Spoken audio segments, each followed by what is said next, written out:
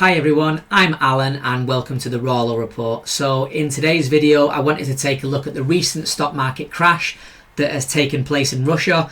We want to look at how bad it is, what sort of impact that will have on the economy in general. Will it impact the war?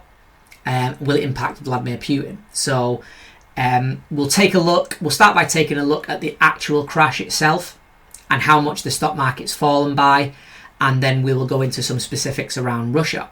So this is the headline that sparked this: Russian economy meltdown as major stock market index plummets. So the Russian stock market suffered its worst single day decline in 3 years amid stalling peace talks with Ukraine. The Moscow Exchange, which includes the country's 40 largest publicly traded companies, tanked by 4.5% to 2,563 points on Wednesday. This marks its worst day since December 2024 and its biggest single day drop since 2022. Most of Russia's largest companies have taken significant hits, with the world's largest gas producer, Gazprom, falling 4.1% and oil company Rosneft falling 2.5%. So as you can see here, it's hit banks particularly, and it's hit a lot of oil and gas producers.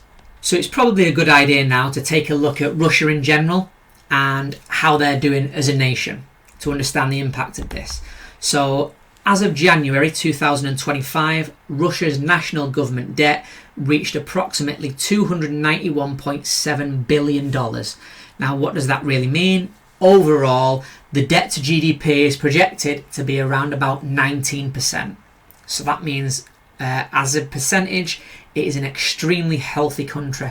If you put that into perspective with the likes of the UK, France, the United States, these countries now are topping 100% to GDP and rising quite fast. So whereas they're in a real precarious position to watch that, 19% is really healthy. You know, it's where most nations should be really. But so in terms of that, there's not that much debt in Russia or not that much pressure on them in terms of that impact.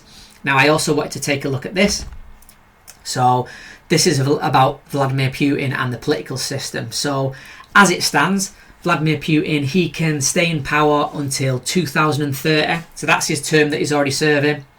I think it's round about 25 years that he's already been in power. That is on and off.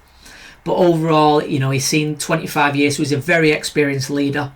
And on top of that, come 2030, he has the potential for two more cycles at 6 years each. He could potentially run till 2036. So he can do 2 more terms potentially. Now, the way that's important, or the reason that I think that that's important, in the West, we run on 4-year and 5-year election cycles. Sometimes, like America, they have midterms at 2, which can change the gear.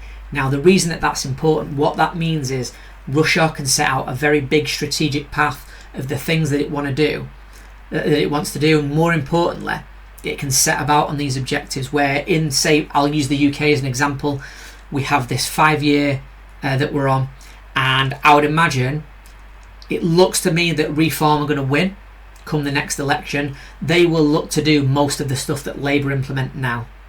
So what you have is a political party in the West that sets up and wants to do one thing. Everybody doesn't like it. They swing to the other side. They put them in.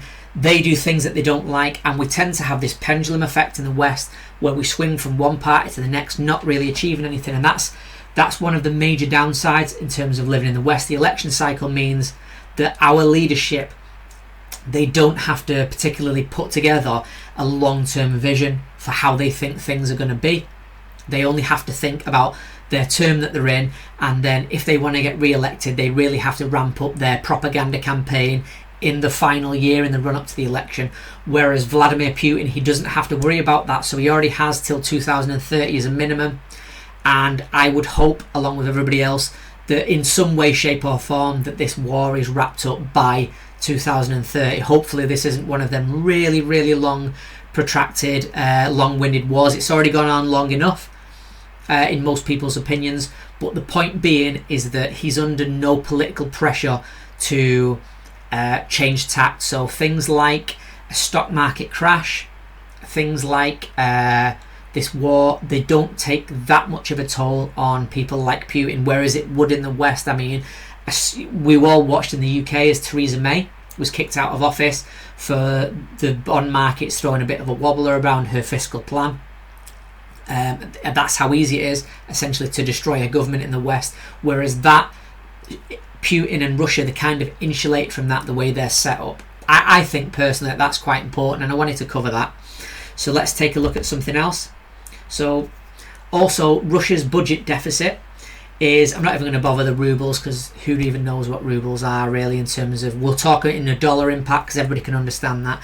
So $70 billion is the projected deficit in 2025, but it'll decrease next year to around about $46.2 billion deficit. And that is largely driven by, obviously, the increase in the war spending and defence spending at this particular time. So overall, I think Russia is in a quite healthy position. Now, they are depleting through a lot of stock as well. So this is wartime stock. I saw quite a cool infographic the other day that shown, it had a list of all the different tanks and drones and things that Russia had, and how they are depleting through that. So nothing lasts forever, but at the same time they are also a heavily manufacturing country, so they do and will be replenishing some of these piles. So whilst they're going through their reserves, this isn't really going to impact the war effort. I think it's going to keep drudging on, and it's going to keep going for the foreseeable future. Now, also worth mentioning is Russia is quite heavily reliant on its oil and gas sector, and with oil being persistently round about, is it like the mid 60s that it currently sits at the minute?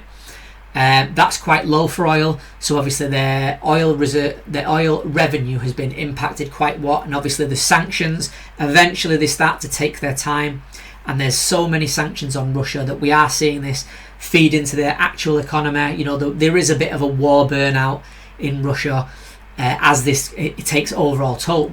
Now, for the last part, I wanted to actually take a look at a chart documenting the stock market decline in Russia to give you an idea of just how big the fall's been recently, but what that means overall. So as you can see here, this is a 6-month chart of Russia, the Russian stock index, and as you can see here, roughly about mid-August it sat at 3,000 points, and since then it has been on a rather rapid decline, and it's dropped all the way to, let's call it 2,500 for the sake of argument. So as you can see, it's been fairly hefty pullback, and that probably looks set to continue in the near term. Now, this chart looks pretty brutal to anybody's eyes, but it's important to take a little bit of scale involved with this as well. So let's take a look at 1 year.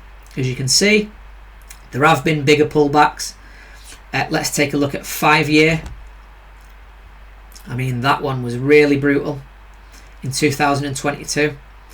The stock market went to even lower than what it was now, and we'll go to all time. So as you can see, on an all-time scale, Russia has had some very significant pullbacks, but the general trajectory is up. So that blip that we talked about, which covers here, I mean, it doesn't look that significant when you scale out.